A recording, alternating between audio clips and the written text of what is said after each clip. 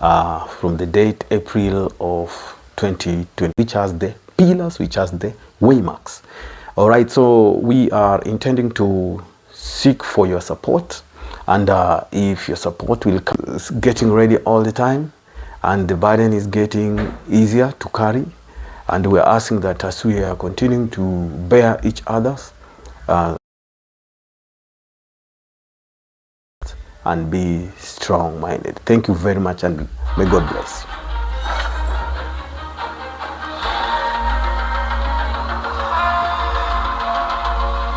So we read. I'm reading from my Bible. I'm reading from my Bible. It's shorthand just next to me. The book of Psalms. The book of Psalms 34. And this is the light. As we are reading this text, we are asking that you may support the work that is ongoing. We are going to Ruaka, a place in which there are many people, and we need to do our best. So we have your number. You can help us and send in your support. As we're doing this, we really have to tell you, we need the fuel to go there.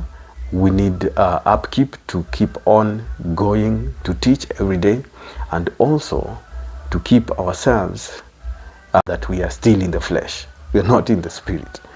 Okay, so we need to eat, we need to clothe ourselves, we need to drink, and we need to put on. But we're moving on with the little with which we have. All right, so Psalm 34. The words of faith are needed at this time. Men of words, men who are by word and action, a contrite spirit. So the Lord is always near those who are broken in their hearts. What is to be broken in heart? This is a phrase which we find it all over the scriptures. All right, to be broken in heart. Let's see another witness bearing this text, broken in heart. All right, so those who will support us, this book of Isaiah, okay, is clearly given to the Israelites almost to when they are almost to the brink, lead them to be scattered to the nations, to be scattered into every. Isaiah 57 brings us this message. Verses 15. For thus says the high and lofty one. So who is high and lofty one? For thus saith the high and lofty one that inhabiteth eternity. He inhabited, he lives from eternity to eternity. His life is from eternity to eternity, whose name is holy. I dwell, now this is what he says, I dwell in the high and holy place with him also that is of a contrite and humble spirit.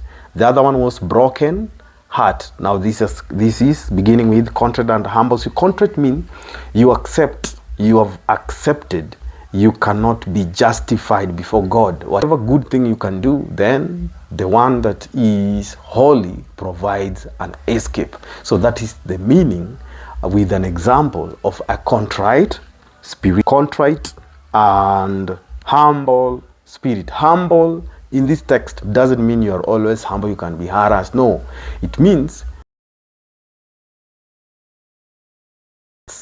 to God supremely. That is that one table is the loyalty towards God is supreme. Then the second table follows the supreme. It follows that which was supreme, which is honor to fellow men, or respect to fellow men, or seek peace to fellow men. So as we are reading, take note of that phrase. With him also, I'm reading Isaiah 57:15. I dwell in the high and holy place, says the high and lofty one, whose name is holy. His name is holy. All right. I dwell in the high and holy place, with him also that is of a contrite and humble spirit, to revive the spirit of the humble. all right, and to revive the heart of the contrite ones. So the heart of the contrite ones, all right, we have described them. Those who are accepting or acknowledging that they are born from sin and they are naturally sinners. So it is only by the power of God and not be condemned by the law, right? So the law is condemning our natural instinct, our natural will, our natural activity. Naturally, the law is condemning even your thoughts, because your thoughts are evil. Put into action, wickedness. So we are told that the messages which were given in 1840 to 44, when you read the book of Daniel, you are brought down successively with the book of with the word of prophecy, that there are several events that are following in their very order.